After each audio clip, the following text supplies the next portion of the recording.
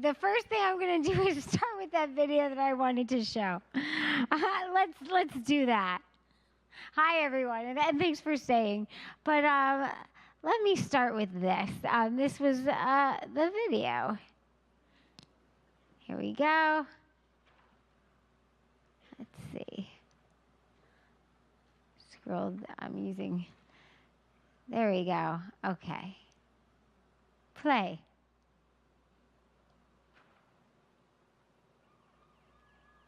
19-year-old Amy Ostriker's stomach literally exploded.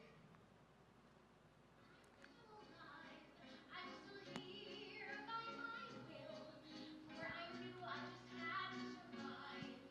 No, there's not a day that my heart doesn't sing. If I'm still alive, I can do anything. Amy was told she cannot eat or drink, not a morsel, for the last 2 years. It was April of my senior year, a week before my prom, and I was in a coma. Mom says I have Broadway on the brain. Don't get too comfy in that seat when I strut myself. You'll be on your feet. I was born to sing and dance. I heard that when they opened the stomach, it sort of exploded onto the roof of the operating room. It was so much pressure. After 14 operations and 2 years without food or drinks, Amy spent months in a coma. But through her grit and determination, plus the help of doctors at 6 hospitals, she's made it this far. And David's going to help you put together a little cabaret act. Some girls prefer to watch and leave. There we go. There's the video. But Dance routine. I was born to entertain. But now I'm going to get to. We're going to keep the video for one more thing. Now I'm going to get to this detour concept. So this is a 1-minute video that will kind of introduce you to what we're going to be talking about right now. My name is Amy Ostriker, and I love my detour. What's a detour? A detour is a curve in the road, a bump in the path, a big sign in the middle of our trip that says, sorry, you have to go that way. Believe me, I didn't expect to end up in a coma the April of my senior year of high school. An unexpected blood clot my senior year. That was my detour. The road that followed, even with the 27 surgeries thrown in, became my beautiful detour. Without those twists and turns, setbacks and obstacles, I never would have learned so much about life, the people in my life, and what I'm capable of. If you can appreciate the little twist in your path, that makes you a detourist. A detourist looks for the upside of obstacles. They follow that twisted path because they're curious to see where it may lead. So, are you a detourist? Why wouldn't you be? That's why I want to hear from you. Share your crazy journeys, your detours, the things in life that happen that you didn't expect, whether it's a breakup, a breakdown, a broken nail. Write me and tell me what happened. Draw a picture of your detour, take a photo, sing a song, do a dance, but whatever you do, use the hashtag #LoveMyDetour. That way we can all track each other's journeys. Think of it as a traveler's scrapbook. So consider this a field trip, detourist, and start sharing your travels. Together, we're not alone. I love my detour. Now tell me why you love yours. So that is this thing on? There we go. So that's what I wanted to talk about today. And the cool thing about this whole Love My Detour thing is, I'm sure you know the hardest part about getting to the next step of healing from trauma. And I suffered from a lot of PTSD, especially once I could eat again. I thought everything would be fine. I would be happy and healthy and back to my normal life. I didn't realize that food is a very big, it's a physical sensation. And that was all of a sudden connecting me to memories that I had been so good at numbing out for so long. Like suddenly now I had to process all of the emotional, sexual abuse and all the medical invasions. And now once I could eat and my body was normal, now I had to do all the emotional repairs. So telling my story and eventually talking about it was so important to me. And this, by calling it a detour and finding commonality and relating to parallels from other people's lives, it didn't minimize what I went through, but it gave me some kind of framework where I didn't feel like such an alien talking about what I had been through. And I see that that's the case for a lot of other people as well. So I have this thing on my site called Why Not Wednesdays, where I just invited people to start sharing their story. Oh, can we switch back to this computer? The internet one? Yay! Are we? Woo! So now I have people from all over the world, from everything to I started a, cookie business because, I lost my job here to, I ended up blind in one eye, and this ended up starting a whole disability campaign. But what's so beautiful is all of these stories are different, and the amount of trauma or how much they suffered.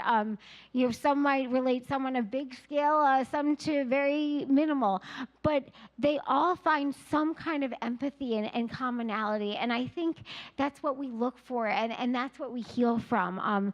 So I love getting these stories because, just through the idea of a detour, we can all heal. So now I want to get back to the slideshow. And thank you, Sean, for being so great with IVs. But IVs, you see where my mind's going right now. What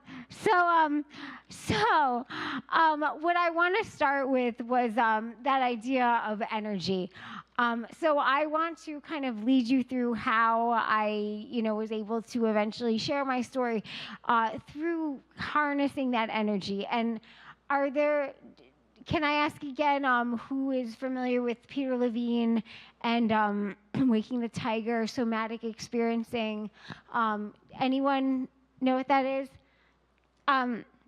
So he is, and I recommend him as just a wonderful resource.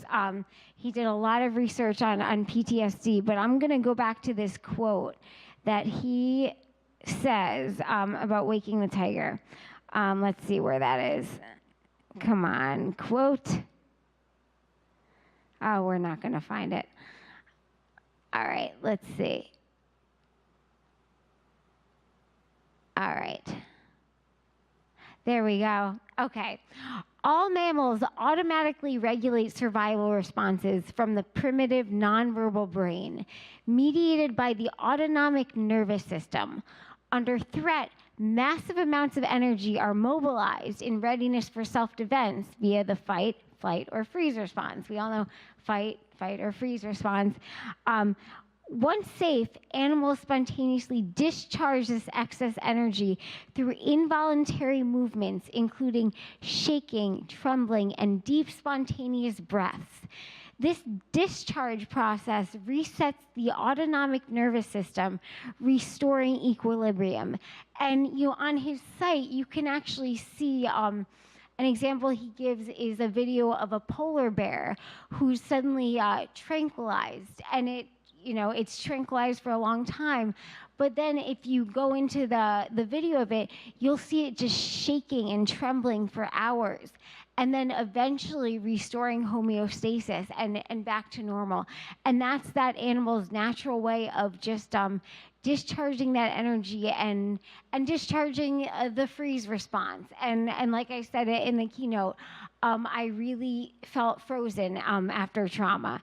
And now I'm going to go back to the symptoms of trauma that I definitely experienced a lot. Which I'm sure, here we go. I should really have this in better order by now, right? Okay. Intrusive memories, avoidance, dissociation, hypervigilance. I mean, I was I was the queen of disassociation.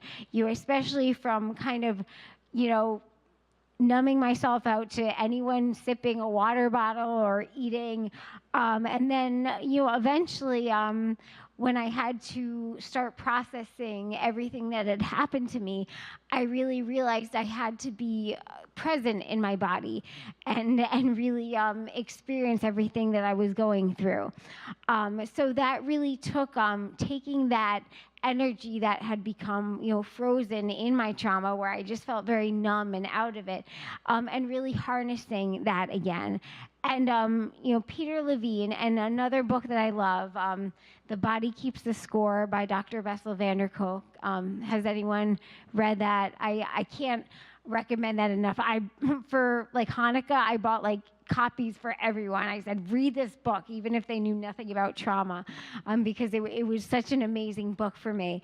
But his whole thing is, trauma is locked in our bodies, and we eventually do need to talk about it and share it, but it takes a lot of rewiring those connections in our bodies first. So how I like to start with any kind of a detour workshop I do is just getting everyone centered in their bodies. So again, you can take notes on this or you can do it yourself, but how I always like to start is if anyone wants to stand up. Hi, can we all stand up? Let's just stand up. It's morning. All right. Okay. Let's take a breath. Let everything out that you're walking into the room with. Ready? Okay, now we're going to take one more breath. And any energy you're feeling, I want you to express just through the very tips of your fingers. I want you to visualize that energy and see it coming out of your fingers. You don't have to raise it, but just focus on that energy, see it coming out of your fingers. Now, with your eyes on your fingers, keep visualizing that energy and see if you can give that energy a color.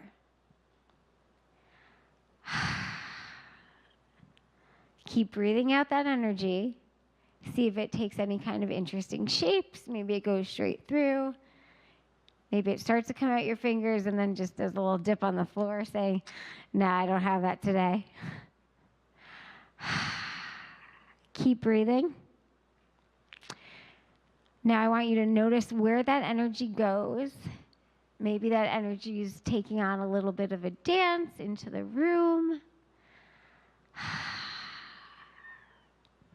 Now I want everyone to take an inhale. See if you can take some of those streams of energy back and feel that line of energy coming back through your fingers, up through your elbows, onto your shoulders, into your chest. Now, how does that energy feel in your chest? You think of that color it was. Does that energy feel warm, tingly? Does it make your mind think any interesting thoughts? Now take one more breath, and I really want to feel like, you're giving that energy a home in your chest. And when you feel like that energy has made as much room in your chest as it can, take that energy and now sit down on it. You can sit. And notice how that makes you feel. Now, one thing that I love about Peter Levine and his book, Waking the Tiger, is that what he asks people to do is label your energy not as, oh, it feels yucky, I feel anxious, I feel depressed, but he starts by asking you what the physical sensations are of that energy you're feeling. So I'm actually trying to get to a list that's in his book. Let's see where we go. Oh, here we go. Okay, so these are felt sensations that Peter Levine really talks about, which are key for us, as a step to start talking about what we're feeling and experiencing what we're feeling. So, not very fun sensations. Maybe if you're anxious, that energy might feel, you see on the left-hand column, tense, tight, constricted, clenched, knotted, numbed out sensations. They can feel wooden, thick, blocked, contracted. Then he goes into the more pleasant sensations, which can feel energized and warm or cool, relaxed, nervous, fidgety. So his whole thing is focus on how things physically feel in your body first before, I feel, gross, I feel depressed, I feel nervous. Can anyone resonate with any of these physical sensations, or does anyone want to shout out something that their energy felt that's maybe not on there? Anyone? Just shout it out. Mine felt bubbly and pink. Anyone? Did anyone imagine their energy is a certain color? Green, purple. I'm hearing a lot of purple. For anyone that felt that purple energy, what was like the physical sensation? Are any of these words resonating with that purple energy? Calm. Okay. Warm. What? Compression. All right. So what I love about this is I think one of the hardest things I learned is that any negative feeling, like, thinking about, the traumas that had happened to me, or feeling depressed, or feeling angry and frustrated, and I didn't know what to do with that. And doctors, would just seem to want you to just swallow it down, or, don't express how you feel. I realized that if you repress those emotions, they would just take themselves out in other ways. We get anxious, we get stressed. We hold that tension in our throats, in our chest. And so I realized that on a detour, we're entitled to getting out those unpleasant emotions. But the thing is, they need a good container. They need a healthy container, and not a negative coping mechanism, and that's where some people turn to drugs or alcohol, or for me, for a while, it was compulsive movement, or just not talking about things. So for me, that's why creativity was such a healthy container, because I could take the fear and anger and tears and anything negative, and it was given something that it wasn't being taken out on myself, and it was communicated to the outside world. And when other people could relate to that same container, that was another step of healing for me. I loved biology, and I remembered the law of conservation of energy as a kid, that, you can't get rid of energy. And that was also one of the hardest lessons I learned in healing from trauma. So the next step would be, if that purple or green or pink energy was feeling constricted or tense or tight, to find the appropriate container. And that's where I realized these I call them my 4 hardcore skills to resilience, were so helpful, because they did create the containers that I needed. So now, here we go, find it, okay. Creativity was a great container that really did help me find my voice. So I have some attachments in your app, which you can get to, that I wanted to go over. One of them is the detour navigation sheet. Let's see what that's called. Or I can just, instead of going to your app, I'm just going to pull it off the internet. Can we switch to the internet now? Let's do that. Okay, so here we go. Okay. Detour navigation. Are we here? Okay. So this is one of the handouts that I get people to do as their first step into creativity, because I'm sure you hear from a lot of people that, and I hear from a lot of people, oh, I'm not an artist, I'm not creative.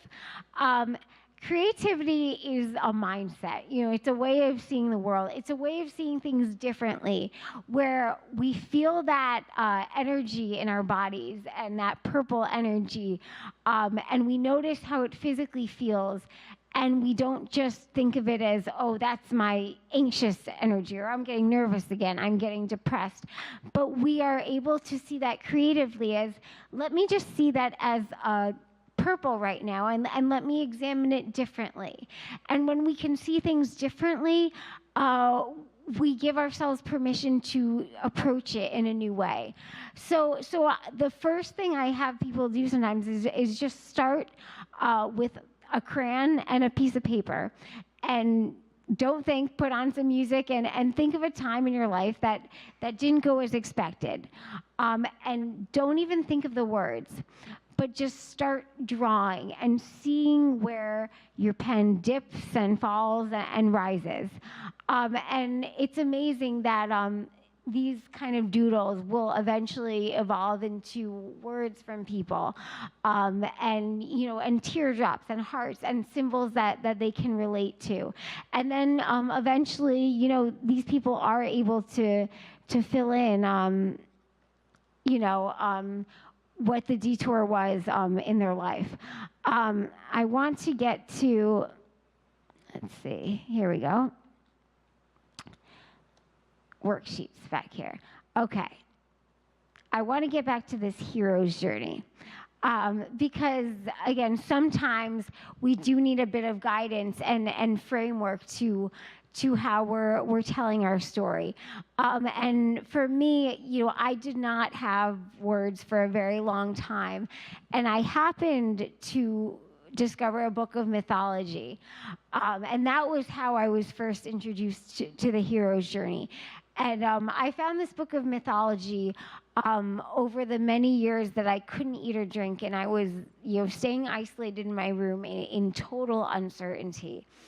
I happened to just read these stories because at this point I was just looking for distractions. I was starving as anything, and I just needed my mind in something, because I was still thinking too that I could think my way out of this.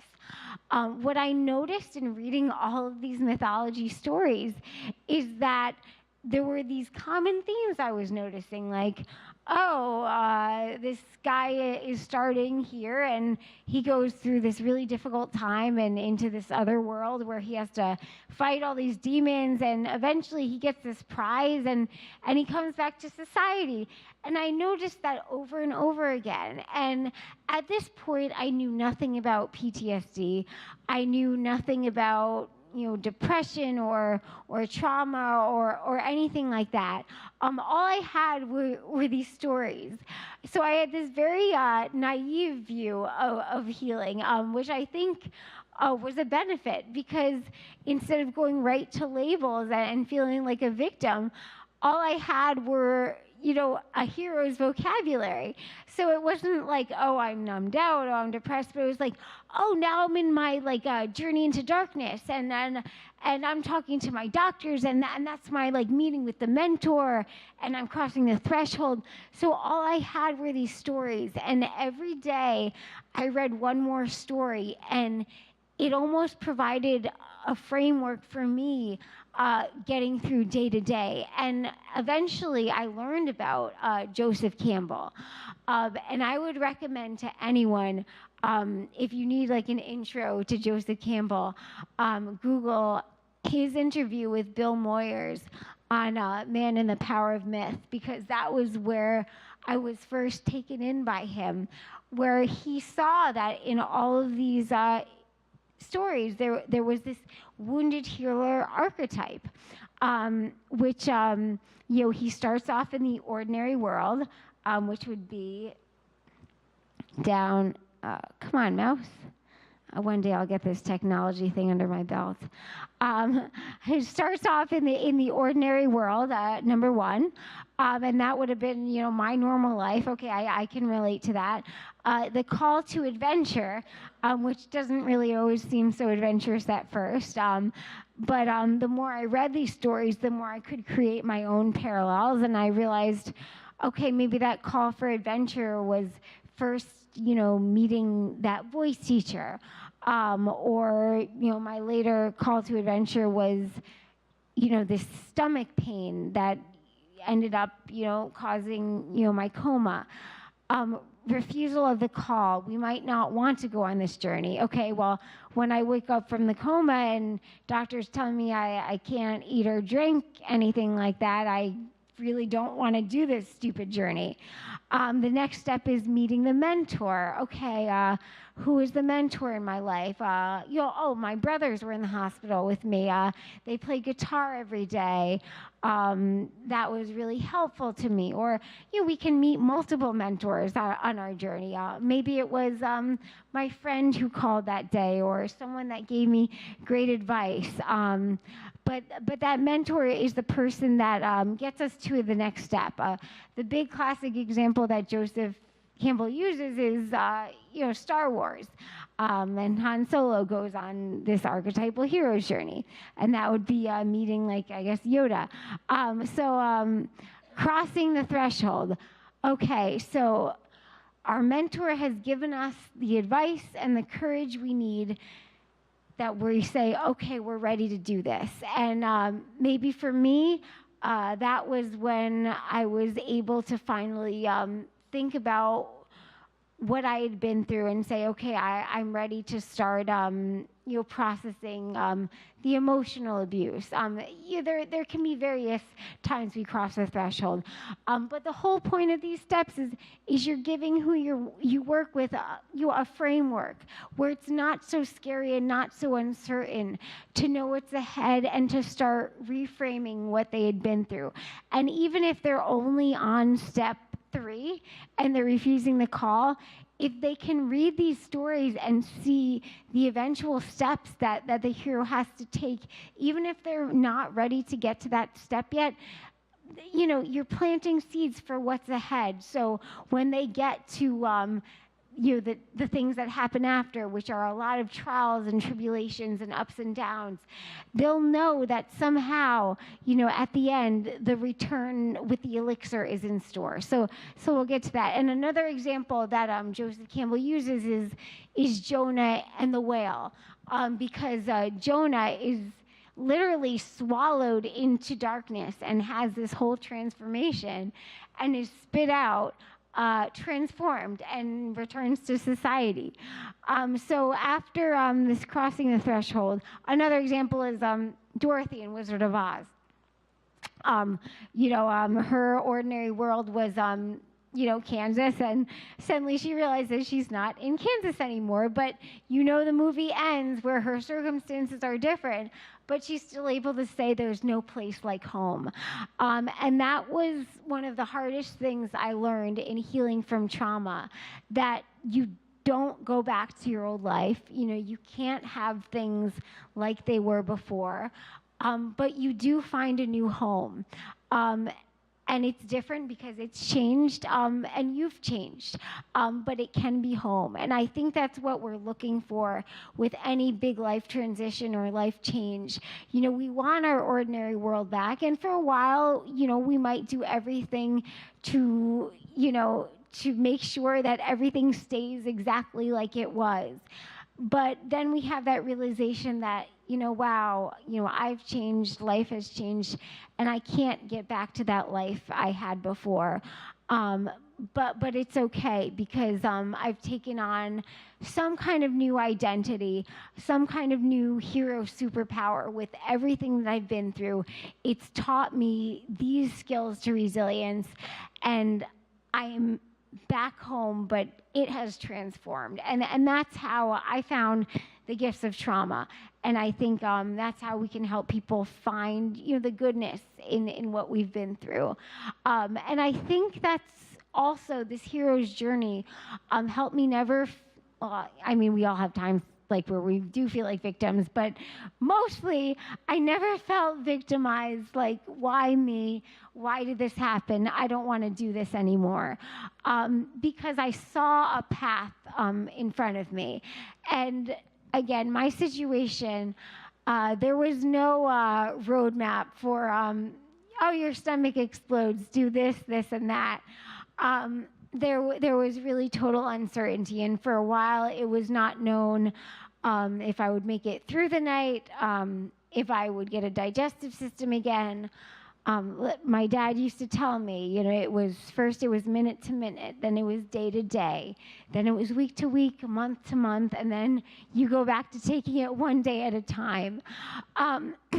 But having these frameworks, again, this is just a palpable container we can use where we can create, you know, hope in each step. So getting back to this, we have tests, allies, and enemies. So that's the step that happens after we cross the threshold, and that's basically crossing the threshold is like, okay, I'm going to do this trauma thing. I'm going to be in it and accept this challenge. And the test, allies, and enemies are, you know, there are lots of ups and downs. For me, for all these surgeries, you know, I've had 27 because some were really helpful and getting me closer to eating again. And, you know, surgery no one can predict. And with me, any surgical risk is an extra risk. As one surgeon said, my intestines kind of look like boiled spaghetti at this point. So there were lots of ups and downs, but, you know, okay, I read those in the story. In all the stories, I know what's ahead. With kids, sometimes I use Finding Nemo as the story, but I'm sure you can all think of any kind of hero's story that can take this framework and, you know, maybe your own. Then the approach, the ordeal, death, and rebirth. And so this is really when you're facing that challenge, and you know, this could be like the ultimate, you know, battle. And in reality, we go through the hero's journey many times in our lives, and sometimes one journey starts and midway through another one of our journeys starts. So there can be multiple ordeals, deaths, and rebirths. But eventually we get to this transformation where suddenly we have this, you know, catharsis or some kind of self-revelation where we realize, you know, something we've gained from this, or we know what to do next. And again, it's not always as cut out as a myth we read or as Star Wars, but I'm sure we can find one point in our lives. And when, you know, we're working with someone on telling their story through the hero's journey, we're just looking for, you know, one moment of light they had that can get them to the next step. And then eventually we get to the return with the elixir. And this is the completion of this wounded healer archetype, where basically you learn some kind of lesson or you've defeated some kind of demon on this hero's journey. And because of that, you've changed and you've learned something. And then you come back to society thinking like, okay, my life is going to be normal now. I can be, you know, back to my ordinary world. But suddenly everything's not. And like that surgeon had told my parents in the ICU, you know, they had entered this vortex that the outside world knew nothing about. And we eventually did come back to a house and back in the world, but we were all changed from this. And I think the hardest part is, you know, seeing those two worlds side by side and realizing that, you know, there are some things in that world before trauma that you can't get back. And that's why it's not on here, but I love the very final step in Joseph Campbell's hero's journey, which is he calls mastery of the two worlds. And it's, you know, because once you've been through trauma, you're always kind of juggling those two worlds. I know I still struggle with some symptoms of PTSD. You know, I still feel times where, okay, I feel a little dissociated. I feel a little out of body. Or, you know, there are some times where I just miss being 15 again and having a normal body. You know, I still have bags and on me and surgical things that need to be figured out. And sometimes I just get so fed up that I just, you know, go into my why me and why can't everything just be like how it was. So I think when we've been through something, we're always comparing those two worlds side by side. And that acceptance that we're all looking for in our, you know, that we all want to have this like Zen, like I accept where I am now, that only comes when we're able to see those worlds side by side, and know that we've achieved mastery of the two worlds, meaning, okay, I have some of myself from my ordinary world, but I also see the gifts that I've learned on this hero's journey, you know, the swords that I need to fight those demons, and all those battles, those have made this other world. And now I can return to society with some kind of gift to share with them. You know, they don't know this other world, and maybe it's my job to share that. If it's not, you know, you don't necessarily have to talk about it, but maybe it's just in your presence, in something, how it's affected you, that you're making an impact. And for me, that's how I was able to feel closure about what I had been through. And I guess that's why writing my one-woman musical, Gutless and Grateful, that was a big step for me, because when you create a show, you're kind of forced to find the meaning. And when you write or when you make art, sometimes you don't know the meaning when you're doing it, but somehow it will all come together. And sometimes you need time for that meaning to take shape or for it to sink in. And sometimes you need others to be affected, to point that out. But that was when I could really kind of make peace with the world that I had lost, and this new world that I could help create myself. So now I'm going to go back to, actually, you have it in your handouts. Let me see if that's easier to do. One day I will get this technology out of my belt. I mean, under my belt. One activity I do have people do, because in these detour workshops I lead, I really try to get people in their bodies as much as they can. So when they've drawn that detour map, I'll have everyone actually pick up their map and just, I say, like, walk their detour.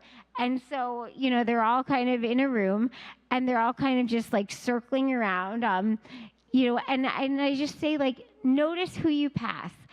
Notice, you know, where you're turning. Notice who you make eye contact at what times.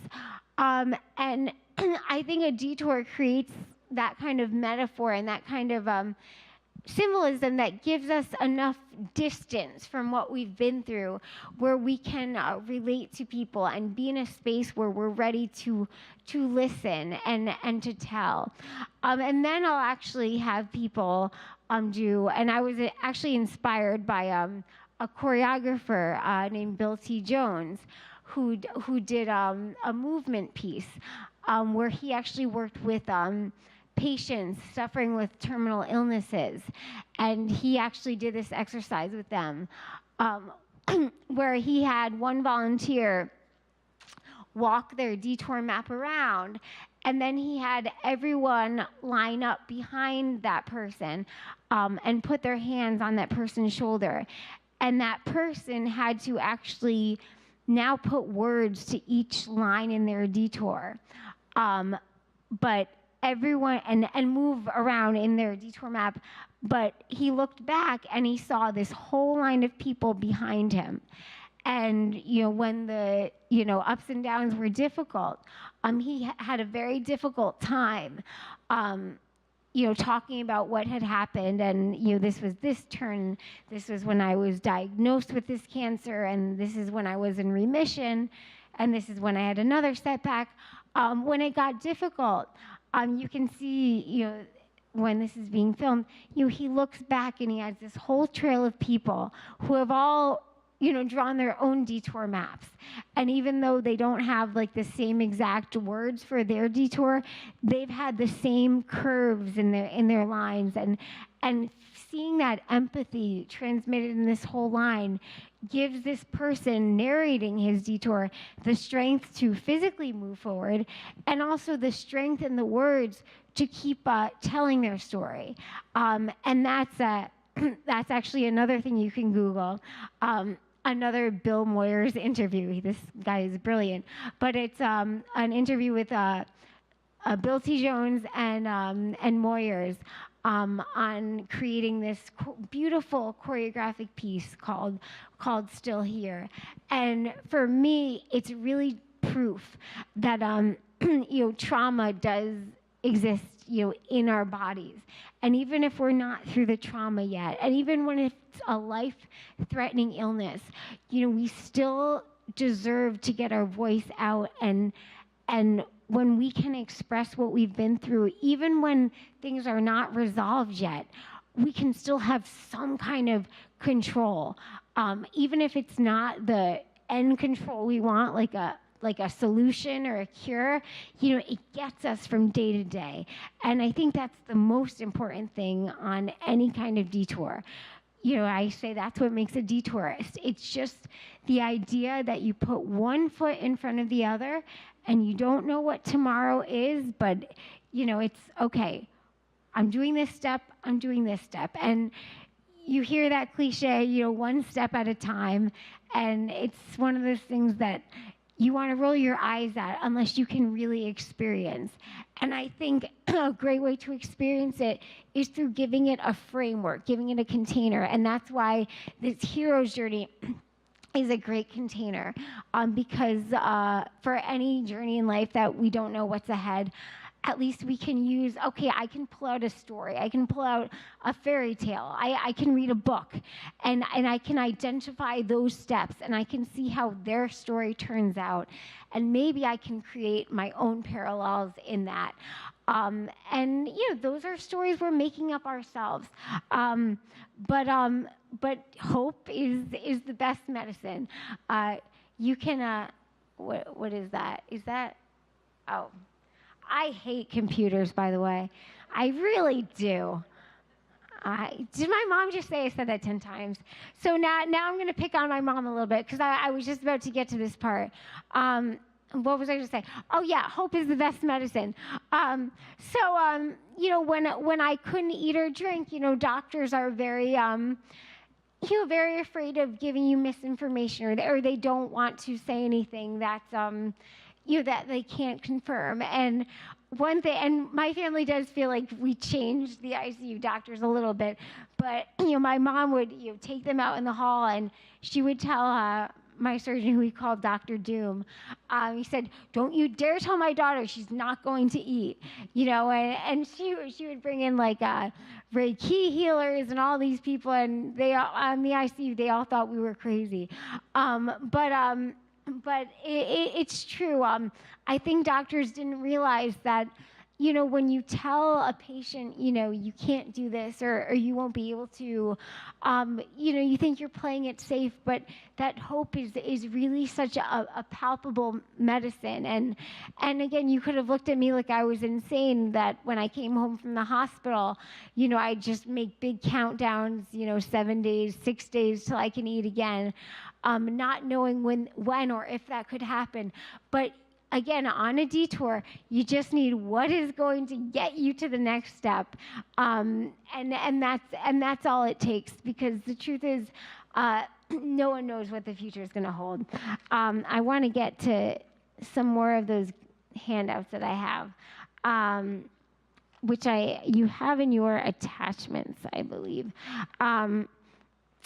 Let's see. I'm not going to get those out now. Oh God, I hate computers. Okay, it's okay. Oh man. Let's just go back to the slides. That will work better. Okay, so I want to talk about my 4 hardcore skills to resilience, because on a detour. Oh. Let's see. On a detour, I really feel like whatever the detour is, you can make it through these very basic 4 steps. The first one I want to talk about is gratitude. So the easiest thing that I think anyone can do when they ask, like, what's one step I can take towards getting the resilience to make it from step to step on a detour, is I say, everyone just take a list and label it A to Z. So I want to take some time. I'm going to make you all do that now. Write a list A to Z and really stream of consciousness as fast as you can. Really, one thing you're grateful for every letter. And it can be a stretch, like the Q can be like a cranberry juice, but you're really looking for what can I write as fast as I can. So take a few minutes and do that.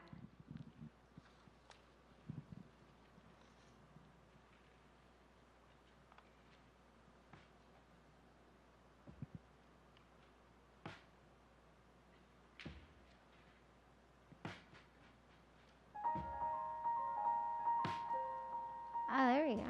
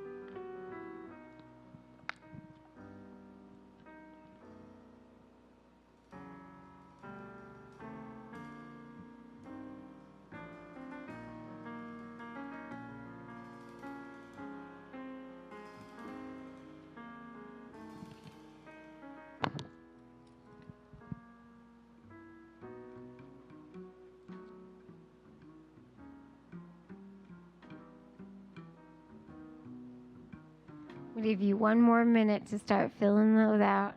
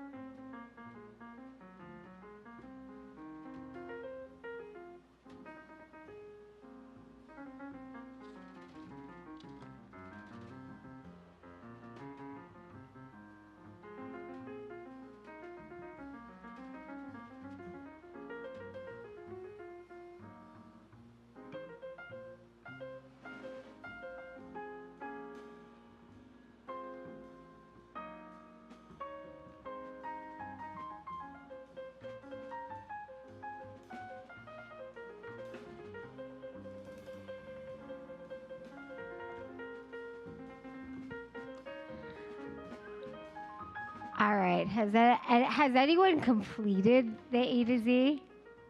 Oh, wow. Okay. Wow. Very cool.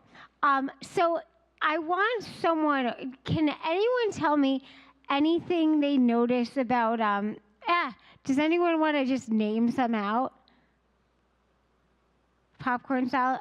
Anyone for A? Adventure? Any more? Air, that's good. What about H? History. Health. Ooh, how about N?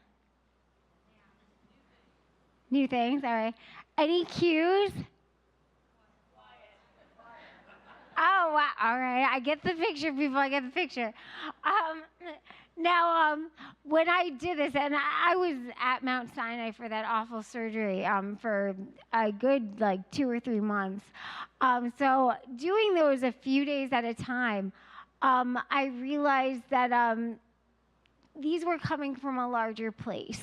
If T was trees, I was able to remind myself, right, nature is a value. If G was, grandma, oh, right, family is a value. And the more consistently, I kept doing those gratitude lists, I think what really helps anything is having a daily practice, whether it's, journaling or these gratitude lists or something. But anything we can consistently do for a sustained period of time, that gives us the opportunity to see these themes emerge. So by the end of the time that I was discharged from the hospital and I had done all of these, gratitude lists, I was realizing again, what had centered me before. And even though my ordinary world in the hero's journey was no longer there, the values of that ordinary world, the nature, the family, the creativity, I could still have those whatever world I was in. So somehow I knew that whatever world I ended up in after this awful surgery, I was going to have to create something again, but the foundation would still be the same because the values were always going to kind of plant the seeds for my world. So I like that gratitude list because for me it's like a very concrete thing we can do to start kind of building that foundation for that new world that is going to be changed. Another recommendation I give people to start writing is I don't know if you've seen in bookstores these because sometimes starting a journal is very intimidating, but you'll see have you seen those 5-year little journals where you can write 1 line a day? They're like little books. They're very cute. You can get them at Barnes and Nobles. But I think writing is so important, but I think it's very intimidating if we're not a real writer, or we don't have the time to journal every day. We don't want to journal every day. They're little books you can pick up that they only give you space for a sentence or two, but they're for 5 years. So it's great because you can just commit at the end of the day to, I'm just going to write a sentence about today. And what's wonderful is you can look back and see where you were on that day 3 years ago. So even if you feel like you haven't gotten anywhere or you don't know where things are going, you have kind of a marker that wow, 3 years ago on this day I was doing that. And it's, again, you're looking for something to plant the discipline to have a regular practice that you can go back to. I want to can we get back to the internet? Thank you, Sean, for being so helpful with this. And you have one of these worksheets in your attachment too, but creativity is just a wonderful container. Again, we're just looking for ways to move that energy through us where we can eventually get out all those feelings and start speaking about what we've been through so we can process it and put meaning together. So these are creativity prompts. that I developed, which are very innocent ways of using creativity as a mindset, because we all deserve to be artists, because that gives us the authority and the power to create a new ending when life doesn't go as we expect. So these are little prompts to just start seeing the world differently, and I think that's all an artist does. He just stops putting like labels and thinking like, oh, I'm this or that, and has an open mind. And that's what we try to do through mindfulness and meditation. And this is just a very innocent way of just kind of starting to achieve mindfulness. And I'm sure you guys can think of prompts yourself. Here's one of them. What would a day look like if you only used your left hands? I mean, I'm sure we've heard about that before, that just brushing your teeth with a non-dominant hand can get us in a different mindset. Imagine every object is actually alive and talking to you. What would it say? For me, that's a way that if I'm taking a nature walk, if I want to get my head out of, okay, I'm just walking and my thoughts are numb and I'm not feeling anything, here's a distraction. What can I see animated in the world around me? With PTSD, I think at least when I was going through it, I wanted to get into a routine and have safe, create a safe, controlled world where, okay, like I know how things are going to go, so everything became very compulsive and mechanical. And these were just like creative ways I could, trick my mind. And when I was able to trick my mind and really get into my body and my heart, that's when I discovered those surprises, those tears, those feelings that I didn't expect. And getting out of our minds is a way to bring those feelings to light. And then when we can process them and make meaning of them, I think we can get to the next step. So these are, some more. Let me see if there's anything. Put a word to every sound you hear. Just ways of really focusing on the five senses around us. Another visualization that I made for myself is I imagine like my five senses as like my five superheroes. So whenever I felt very out of body or disassociated, I would think of myself on a hero's journey and think, okay, I'm out of body. I don't know what to do. Who can I call on? Okay, my five superheroes. So who's going to come around me now? Smell, my nose guy. Okay, what do I smell right now? And that was just like a very easy way of centering myself in some kind of body sensation. And in your app, I also attached you a lot of helpful handouts that I give, where you can rate the scale of physical sensations on your body, things like that you can go over as well. Let's see, I have a self-care strategy. Let's see what I can pull out here. I want to get to, you should have can everyone get to the app? It's a 2-page navigation sheet. Because for some reason, I'm having trouble getting it on here. Does everyone see that attachment? Can anyone shout it out? Is it named something?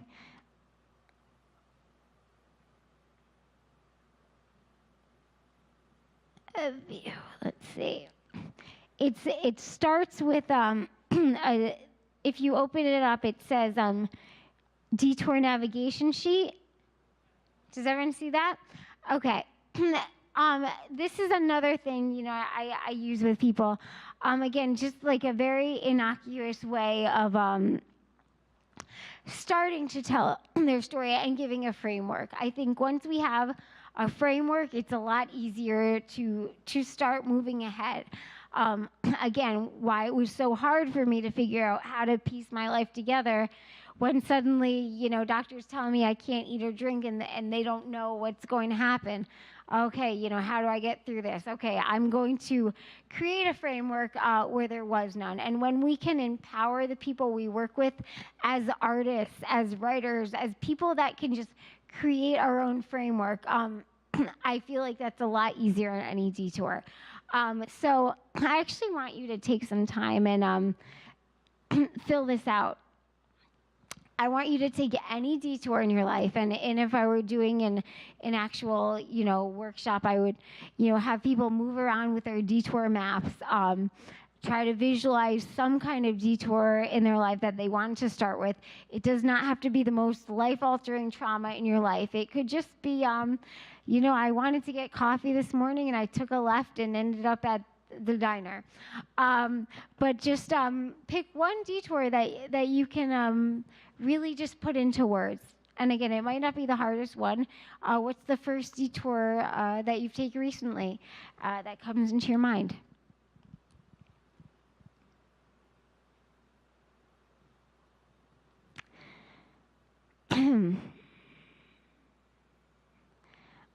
So now I want you to see how much you guys can fill out on this page.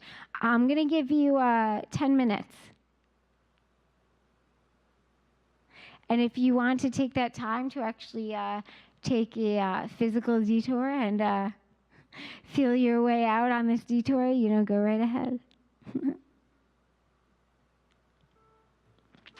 And one more thing, the whole point with doing these worksheets with a group of people, and these are sheets that I do with people in a room where I might not know anything about what each person has been through. It might be a storytelling workshop where people are coming in with one person might have an illness, one person might have not had anything they can concretely think, but no one knows anything about anyone else. So I just started in the most innocent way possible as a detour, something that anyone can relate with to, and it's amazing how the room will just melt once people start really thinking about any kind of unexpected change, and those parallels can be created. I'll stop talking now. Now I talk too much.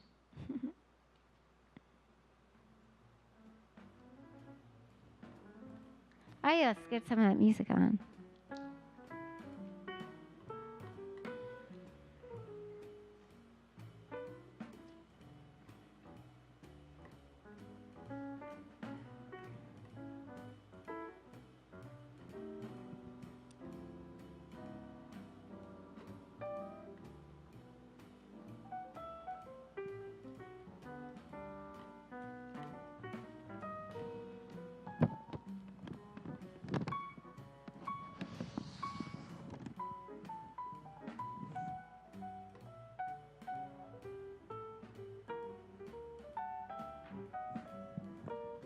And I am going to open it up at the end for some questions and things like that. So.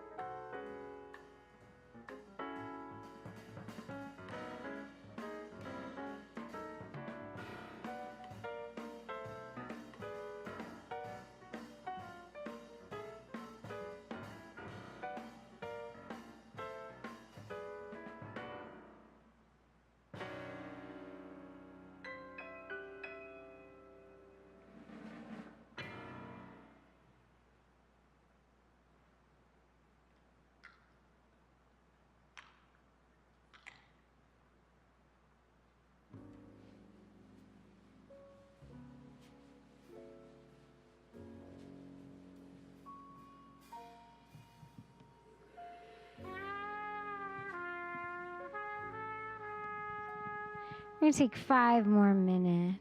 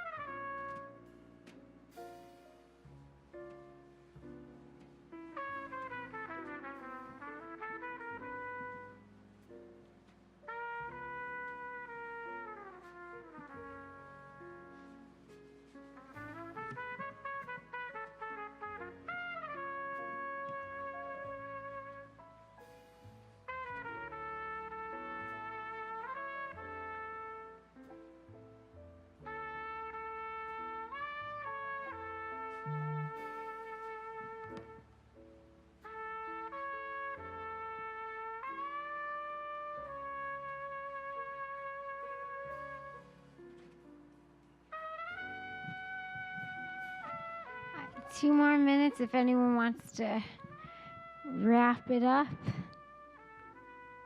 Finish your detour.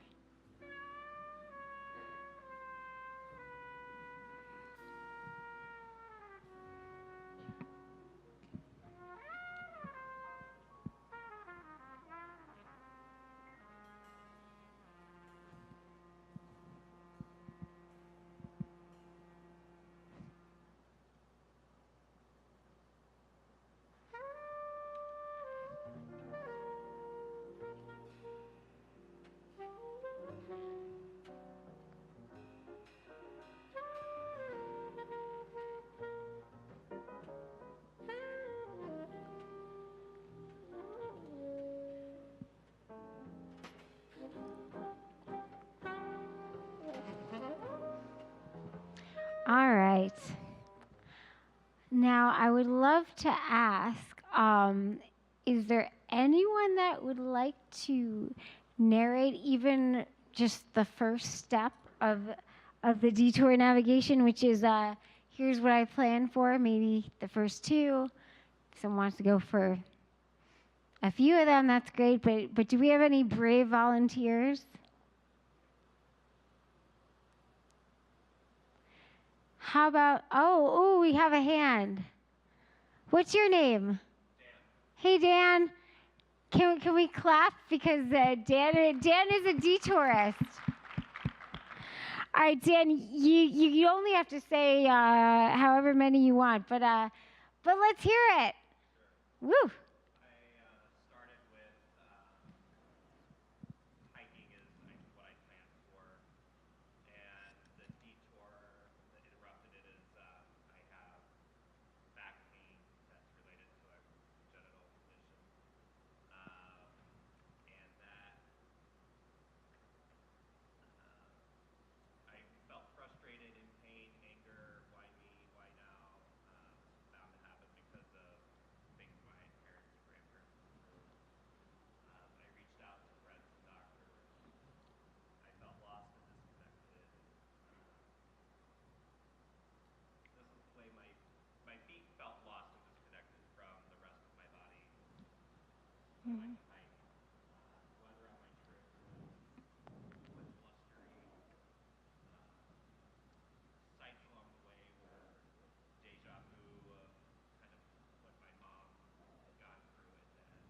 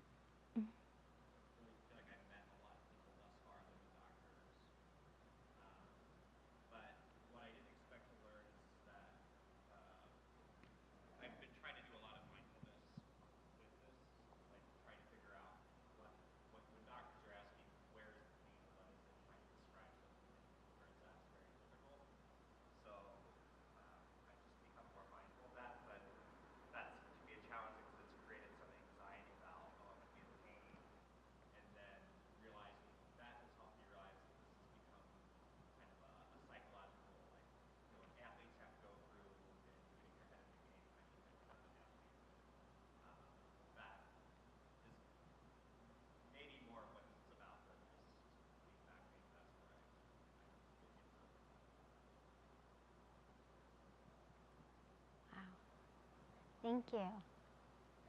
Now, my question about that is, where do you feel your detour is headed now?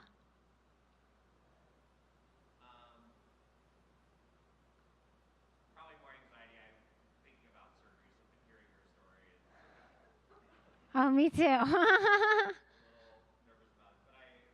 But I'm hopeful and optimistic that things will improve. So that, I mean, that's kind of my worldview, and that I'll get back to hiking.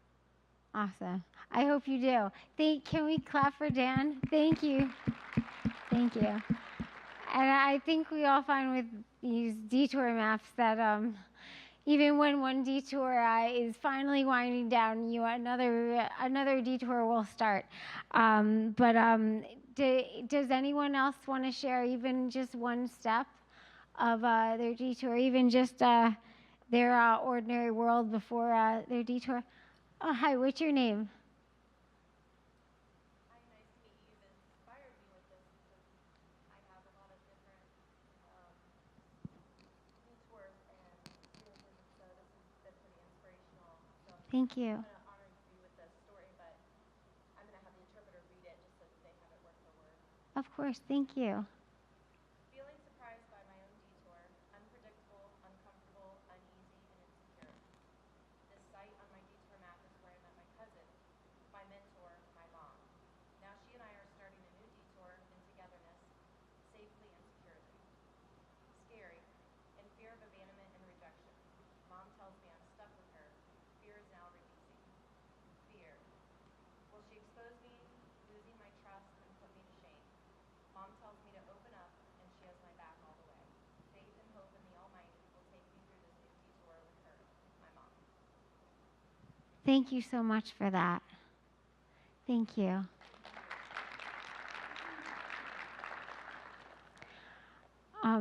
You know, how these detours have, affected, my family. We had a very close family before all this, I think, which helped. But learning about how I was, sexually abused when my brothers found out, and then, dealing with all of these, physical things where I almost, lost my life. There was a lot of tearing apart and misunderstandings in our family, and we were all frustrated.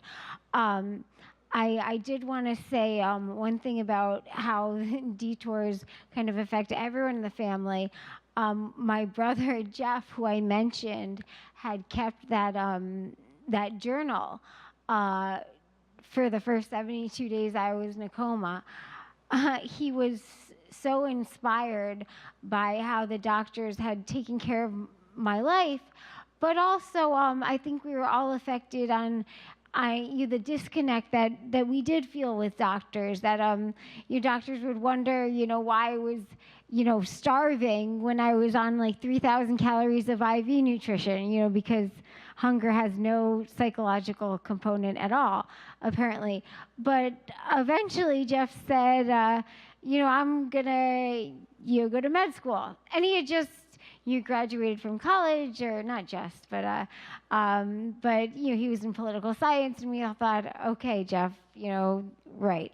And he got his post back at Columbia, and he's been a doctor for, now he's working in trauma at North Shore.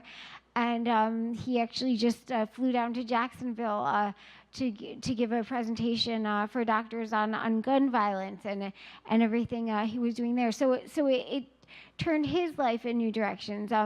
It shaped my mom's life. It shaped my dad's life. It made us more understanding. It changed careers for some of us.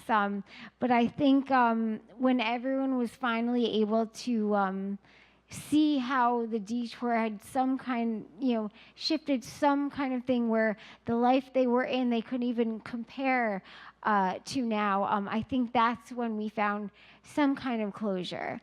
My detours right now, I have like multiple fistulas from surgeries that haven't healed, and now we're at the point where I'm looking into transplants for the first time, and I'm here confident talking about detours, and in my head I'm thinking, oh my God, we have to call back all these these transplant centers and fly out here and out there and learn about, this new thing. And I'm very nervous about that, and I don't know how that's going to turn out. But I think, again, having these frameworks, it's not like tying a bow around it and saying everything's going to be okay, but, who knows whatever is going to be okay. We have our lives together 1 second, and something can be snatched in a second. And then we always want that life back we have.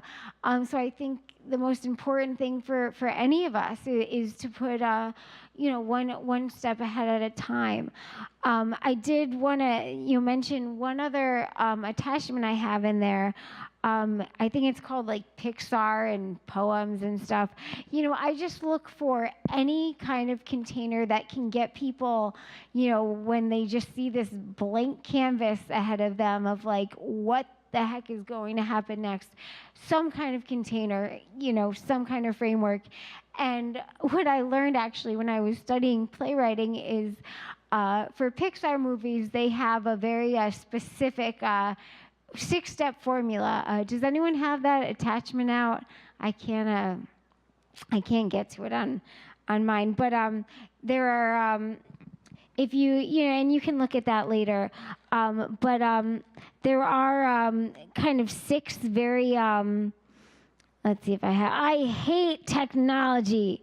I won't say it again. I'm sorry, Mom. But yes. What is your name? Amy, you're a blessing. All right, there we go.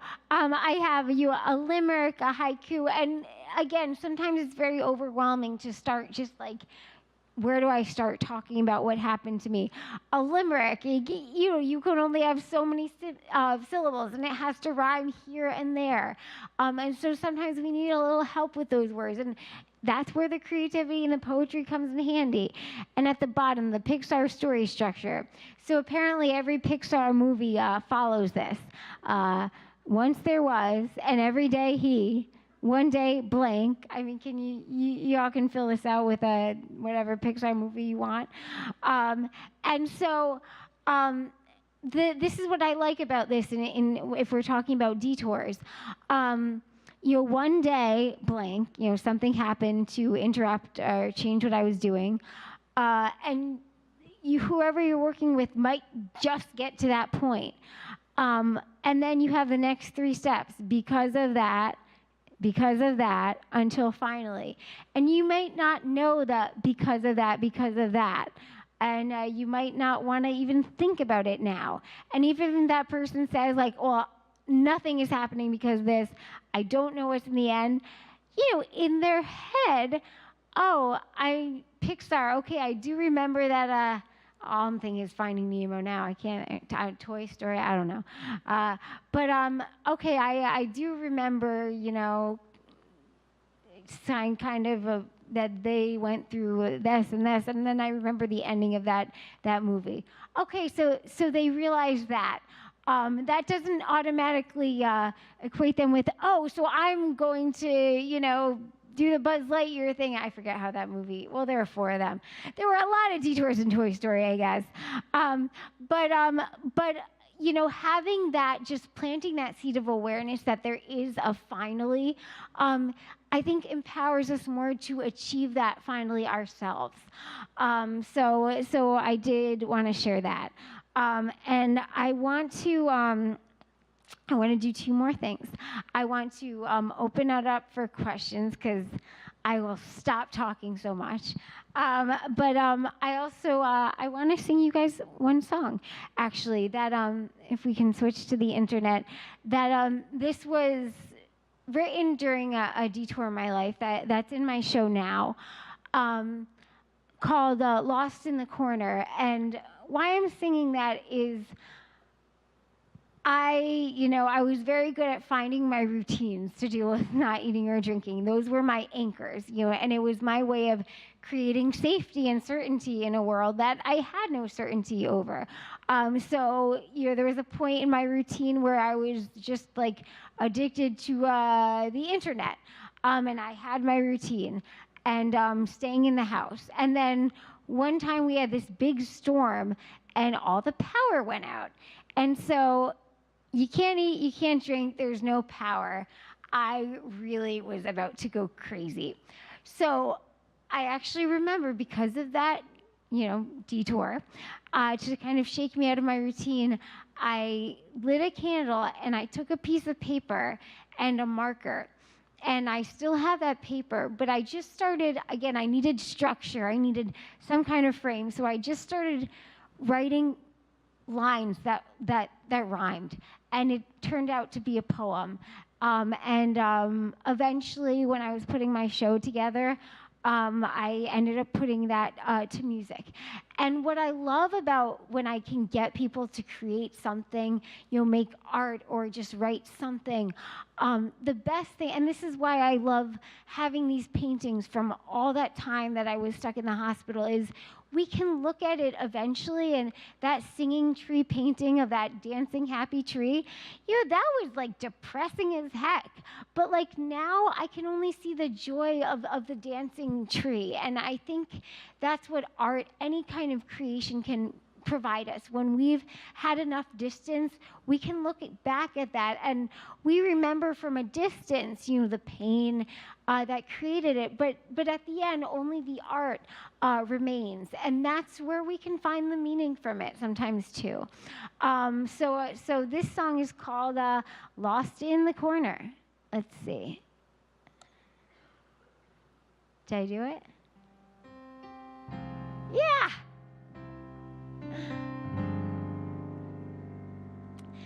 Day after day is a war to get through. Hard to feel wonderful, hard to feel new. Struggling through my time resolutely, diverting myself from the pointless why me. Life is long enough to sing my song, and I will get my turn. I know this candle's bound to burn, and I will have my time to sing. I will, even if it's anything. There's gotta be a reason I was born here. It's time to crawl out from the dusty corner. Oh crap, the sounds are so loud, my stomach turning dry. I forgot the words. Stifling my exclamations. Let me out. I was wrong. Let me in. I belong. I have to be meant for much sturdier ground. Meant for more than just for sticking around. Wings too worn for flight. Somehow find the light. Step out the door and the battles I fight. Tire and test me, but don't strain my might. Looking back on faded glories I've sung, now quiet and dry at the tip of my tongue. Why so slow before my time to show all of the wonders that build deep inside, day after day while I struggle and hide? Who have I become? It's time to warn her, to find herself and sweep her from the corner. Life is long enough to sing my song, a song that's strong, that's black and blue, a song that's meant for others too. And I will have my time to sing, I will, for it is everything to prove myself a woman who was born here to be more than a song lost in the corner. Thank you. I'm sorry I forgot the words. Oops, it's early. But the beauty of that is, and again, you don't have to write a song. It can be a doodle on a paper.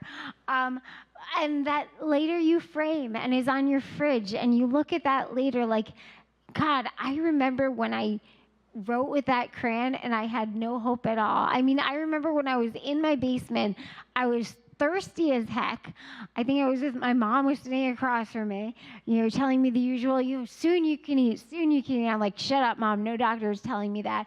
I never knew that years later I'd be in New York premiering my one-woman show, in 2012, singing it for people. I remember writing, I will have my time to sing, not knowing if that would ever happen. And Gutless and Grateful premiered in 2012 in New York, and I just did it in D.C. Last month, but I've been touring it for however many years, not only to theaters, but now I take it to colleges and schools and traumatized populations and conferences and things like that, and I give talkbacks on resiliency and how creating that created a framework, and in terms of getting the words out to share my story. When I first premiered it in 2012, I finally felt comfortable talking about the medical stuff, but part of me still didn't really feel comfortable talking out loud about my sexual abuse. And I had one sentence about it that I was still nervous about saying, but I've done the show so much, and now I've, expanded on, more of that part, and now I talk about it all the time. But I'm saying, writing about it and performing it, for me, performing was my form of creativity. That helped me. And so I think, creativity can be, doing a little dance, cooking, writing, reading, skiing. It can be any container. Creativity is a container that gets that energy out of us and can be formed and shaped ourselves. Can I hear from anyone about any kind of creativity container that's not necessarily like singing or writing or anything? How are you guys creative? How do you get out of your mind? Out of your mind in a good way. Yeah? Bake. Oh, that's great. Oh, yeah, and you guys can just shout it out. You sew quilts? Oh, nice.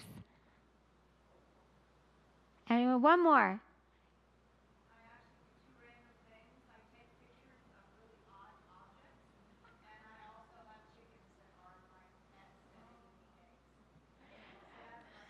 Do you take pictures of the chickens that eat the eggs, or that's not odd enough? No, I actually do. I take pictures of doing some really different things that most people would say I would never capture that on film. They're not obscene or anything. They're just drinking milk or. I love that. I want to see some of those. Now, can I hear from someone, some kind of form of creativity that they're somehow able to express? It doesn't have to be some kind of deep, dark secret, but something they're able to get out through that creativity that they can't necessarily get out in just talking about it? Exercise, yes. Anyone, one other person? Mom, come on. Everyone now point at my mom. That's my mom. Let's give her applause just because trauma affects the family. Okay, she always tells me I got to wrap it up. Okay, so now I do have to wrap it up. They always do that. My dad, come on, Amy. I see now I can't stop talking. This is why creativity is so good. But it's 11:38. So are there any questions? And if you want to ask me after, I'll be here. I love to talk. Just kidding. But I want to answer anything, not just about me, about it. Oh, yeah. What's your name? Jill. And should I give you the mic? Or I don't know how. Do you want to just? Could you name your 4 hardcore skills again? Yes. Okay. They are gratitude, hope, creativity, and stories. One thing I want to say about that, and I can post it on here. I have an article that kind of tells about those action steps. I also my second TED Talk was last year in February about how to turn trauma into a warrior's adventure, where I give all those tips, and you can see my TED Talks too on my website. It's amyoes.com/TEDx. So you can see my first two. And one thing I will be giving my third TED Talk next month on my grandmother's story as a Holocaust survivor, and how we can kind of form resilience through learning about the stories of our past, and that can give us something to share now. Other questions? Yes. So I really liked your song, and I liked that it had just the lyrics were awesome. Do you have the song available online, or lyrics where I could show to my students and be like, hey, look how awesome? You're so cool. Yes, it is on my site. My site is amyoes.com, and all the clips are. Also, I have a ton on my YouTube channel. The thing with can we get to my computer thing? Or the internet thing. The thing about my site is I do way too much, and I have no technology abilities, which is not a good combo. So there's tons of stuff on my website, but it might be hard to find anything. But if you need help, send me a note, which you can also do through is there a contact form here? Yeah, there should be at the bottom. I got to get my website into. But also, actually, the easiest way to learn about my show is I can't even type well. Is my website /Gutless, and that will you can see clips of it and all that stuff. I know, Mom. I can't. I'll email you them. I'm sure they're somewhere there.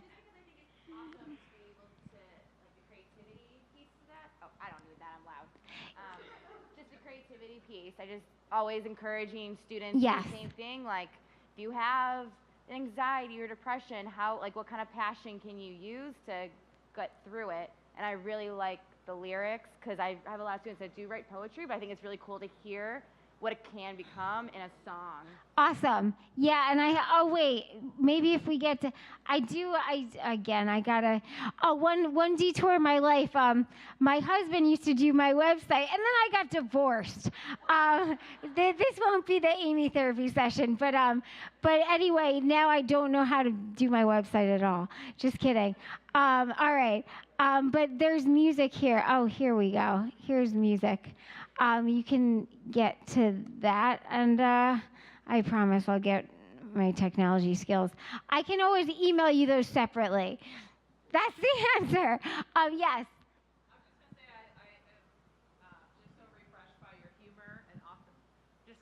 I'm just so refreshed by your humor and authenticity. I can't even say it. Genuineness. Thank you. It's just a blessing. Well, I actually wanted to mention that humor is a great container. When I took a humor writing course years ago, I heard a quote that I think everyone should think about, that humor equals truth plus distance. And that's what it is, you know? And I also have to say that I'll actually be the keynote in April at the Association for Applied and Therapeutic Humor Conference in San Diego. And for anyone that's been in the hospital, they're like the mimes that come in and the clowns that play the ukulele. They're actually like certified humor professionals, and they all come to this conference. So humor is totally therapeutic, and that's why I'm still here. I have cards for them too. Their theme is resilience. It's AATH.org. It's the Association for Applied and Therapeutic Humor. It's a wonderful conference. They were in Orlando last year. They're in San Diego this year. And you can go humor. Yes. I have a question really quick. So we have 40 participants that are streaming from all over the U.S. watching you. And I'm so on they're very camera. grateful and engaged in this session. And one of the questions was, can they use the worksheets that you have on your site in their practice? Yes, and I have a URL for that. Yeah, and I'm going to make a post where I give all these resources. I hate computers, but if you go on my website, it's detourist. That I can't even type well. Work.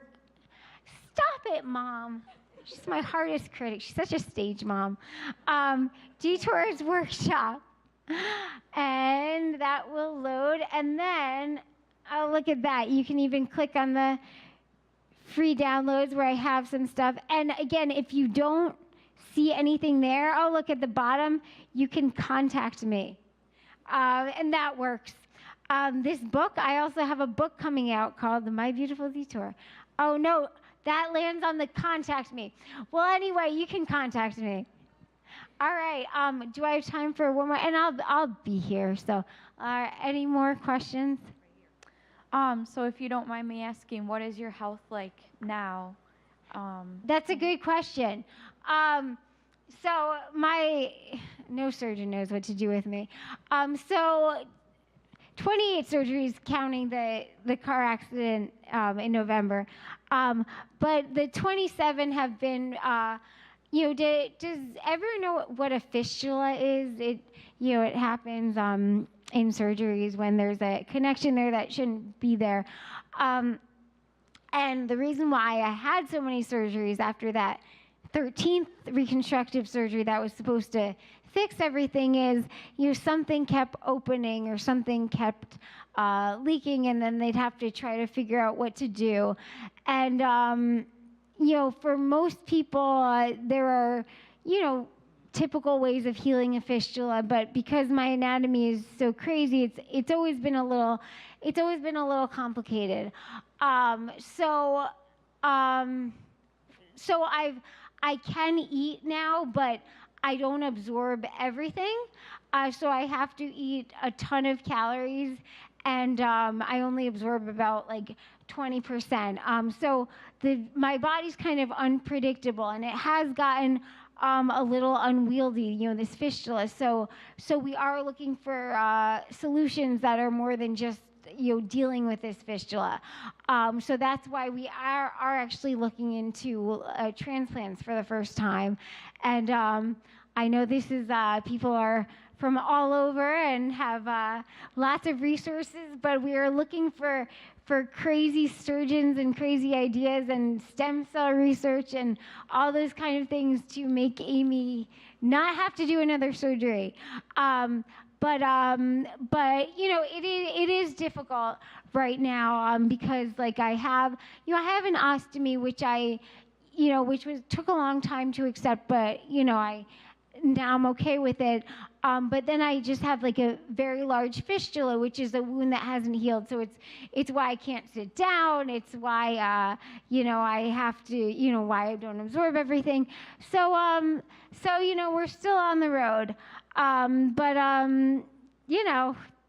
hoping there's an answer and just trying to stay positive. And so yeah, I hope that answers your question as best it can. Thank you. Thank you.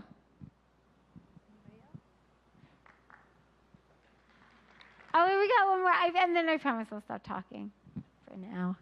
You mentioned it a little bit about your experience with a therapist early on, but I'm just curious, it's amazing to kind of hear how you've transformed from these experiences, and I'm just curious, have there been mental health professionals in your life that either were roadblocks or helped, and can you talk a little bit about that? Yes, I meant to address that. There are probably 50 million other things I haven't addressed, but don't worry, Mom, I'm almost done. But obviously, as soon as I got home from the hospital, my parents, took me to see a therapist because I'd, been through, all this kind of stuff. And, the therapist talk to me. And then he looked at my parents and he said, she can't eat and she can't drink. I'm not going to make her sit in a room and talk about her feelings, which he was right for. He was right about. And he said, when the time, comes, it will come. And, eventually I did meet a PTSD therapist. And I went to her office and I tried EMDR, and I don't think I was ready for it. And maybe EMDR is not right for everyone. But I couldn't do it, and I talked to her over the phone for a bit, but I don't think I was ready to really start talking. And she was the one that told me, you have to tell your story. And I thought she was crazy. I did try to see other therapists that I just felt bad for me. That's not saying like all therapists are like that. But I couldn't find the right fit, and I just felt that I didn't want to talk anymore about what I had been through, and I probably wasn't ready. Now, the psychiatrists in the hospital, those are people that I think everyone in my family wanted to smack, because, no offense to anyone that is one or knows them, but they would come in and they see you dealing with all these wires and tubes and wonder like why you're not talking, or you're in denial, or you're depressed, and they just want to assign you medication, or ICU psychosis. And there was such a disconnect in the hospital, we found, which I hope is getting better, now as I see more like art therapy and things like that being introduced. But I think eventually, I think the more I started talking about things, the more people were able to meet me where I was and kind of help me to the next step. But I just, I didn't have much luck, at first. But again, I think I was very lucky too that I did have a very close family that helped give me some kind of outlet or container. So that was a ramble. Sorry. I hope that kind of answers it a little bit. Okay, cool. One other question, and then I'm really done. Yes.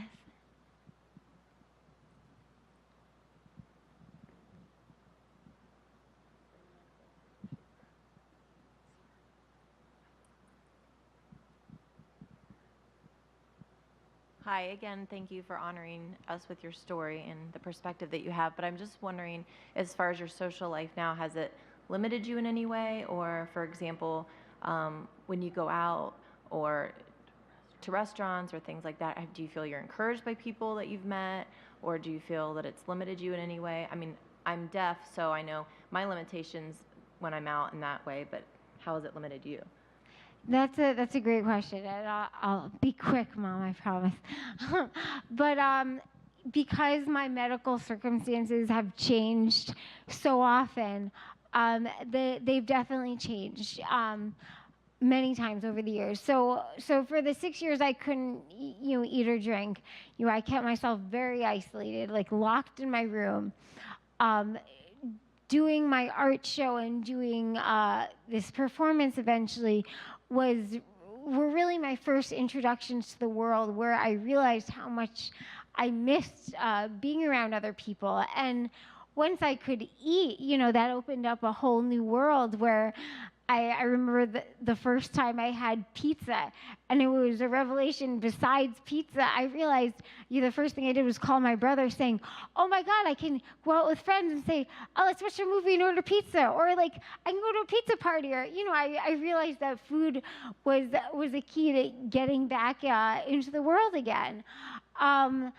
Then after I did my show in 2012, that's actually when I got that 27th surgery, which set me all the way back in medical isolation. And I was so, ready to be in the outside world. I missed that connection so bad that actually that's why I started an online dating profile and met my husband, which was really such a good experience for me to be in the world and to start communicating with people. And, I didn't really, people knew that I had, been through surgeries and things like that, but I felt like I could just connect with people where I was. As this fistula got worse, it's been, it's hard.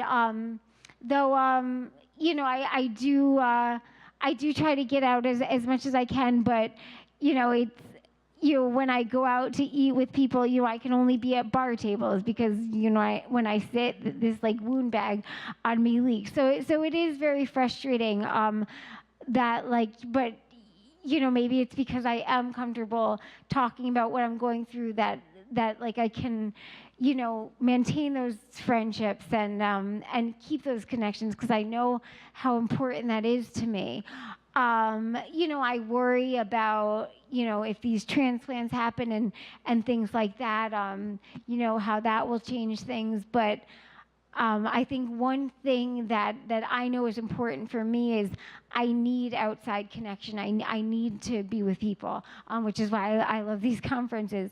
But it has affected me. And, to be frank, I know I lost so much weight that, I'm very used to, people looking at me and assuming I've been through, something else or like I have an eating disorder and that's why, I'm so thin and, things like I have to stand up all the time. People judge people no matter, what you look like or however you are. And I think it took a lot of just confidence and acceptance on my part. That wherever I am in life, whoever is meant to be in my life will. But I'm really bad at these rambles. I'll stop. But I hope that kind of answers your question. That it's not always easy, but I try to remember that having people in my life is important. So I try to take those risks and have people in my life when I can.